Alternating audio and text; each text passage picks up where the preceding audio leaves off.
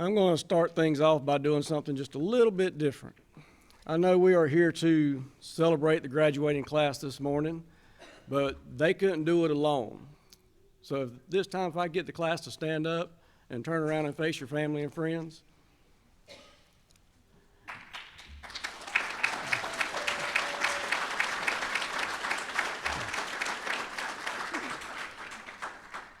Class, I want y'all to take a good look.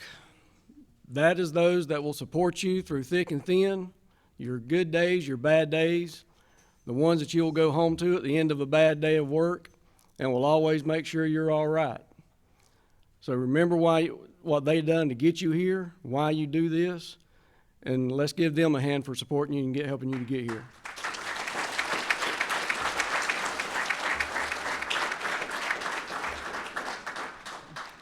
All right, y'all may turn around and be seated. Thank you. As I was thinking about what I wanted to talk about to the class this morning, I thought about things that you've probably already been taught: accountability, attitude, appearance.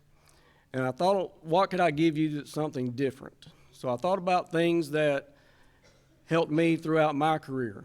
And I wanted to bring some of that to you because this is a career. This isn't something that you're going to do for a few months and go somewhere else. We are invested in y'all, and we hope y'all are invested in us and want to do this for a long period of time. So one of the things I want to start off with is perfect practice. Practice doesn't make perfect. Perfect practice makes perfect. And you're going to be practicing this career as you go now to the compound. You're going to have to be practicing for a little while. You're not going to go in knowing it all. And that's one thing I want y'all to understand. You've done a great thing getting to this point, but there's still more to learn. I've been in this business almost 33 years now, and I'm still learning because things are constantly changing. So always be willing to practice, but practice perfectly. Know your policies and procedures. Know the rules and the things that you're allowed to do and are supposed to do, when you can do it. Don't take other people's word for it.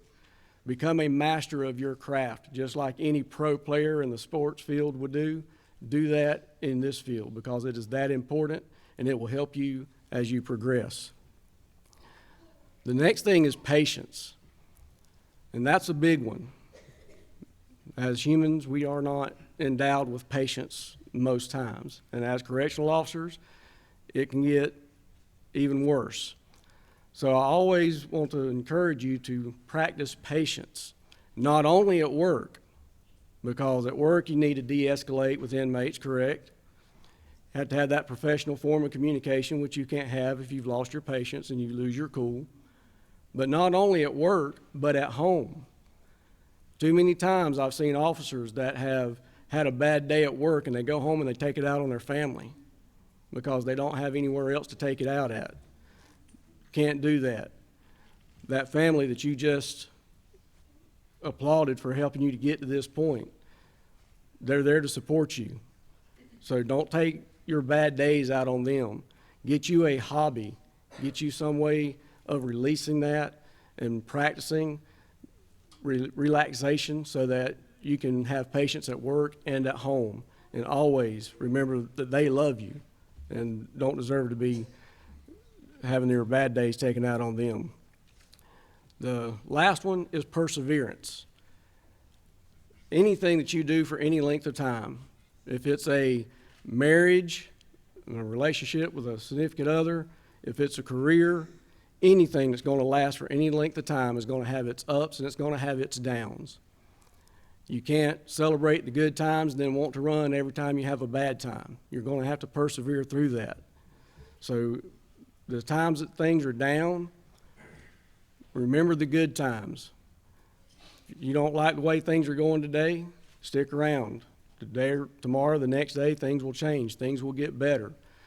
As you were a teenager growing up, things weren't always good. You had bad days, but yet here you are. A career is the same way.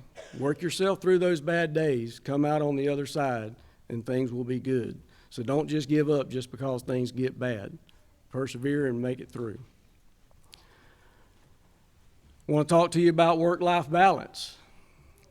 I firmly believe that I want you to do the best in this career for you, not for your family, not for the Department of Corrections, but I want you to do the best that you can for you. And if you do that, your family, the agency, we will all benefit from that. And in order to do that best, you have to maintain that work-life balance, and it will help you to persevere. It'll help you with your patients, and it'll help you to have a place to get away when things are bad. Next, dealing with mistakes and getting experience. You've got knowledge. You've just spent the last 3 months gaining knowledge. But is knowledge experience? Is it wisdom? It's not. We gain our experience by making mistakes and learning from it. So by all means, you're going to make mistakes, understand that, but learn from them. As you learn, you gain experience, and that experience is what will carry you through to your next level. Right now, you may have an idea of what your next level is going to be, what you think it's going to be, but I encourage you to be flexible. The Department of Corrections has lots of opportunities. When I was sitting in a seat similar to yours in 1991, I had no earthly idea what I wanted to do. Not long after starting, I wanted to be a warden. But through opportunities that arose, I became an instructor instead. I found a passion that I didn't know I even had, that it existed in me. So be flexible and don't be rigid in what you want. Let things kind of come to you as they will, because if you do your job, you show up to work, opportunities will come, and be willing to accept them whenever they do come. And I'll end with this. I'm a religious man, so I like ending on Bible verses, and this is a popular one. Matthew 5:9 says, "Blessed are the peacemakers, for they will be called the children of God." But notice it says peacemakers. A lot of times it's interpreted as peacekeepers. But I like peacemakers, because peacekeepers indicates there's already peace there. A lot of times in our personal lives and in our work life, we have to be the makers of peace. It's not easy, but that is the thing that we need to strive towards. Rather, communication, de-escalation, patience. We need to be the peacemakers of everyone around us so that things run a lot more smoothly and we can all have less stress. Thank you, and God bless you.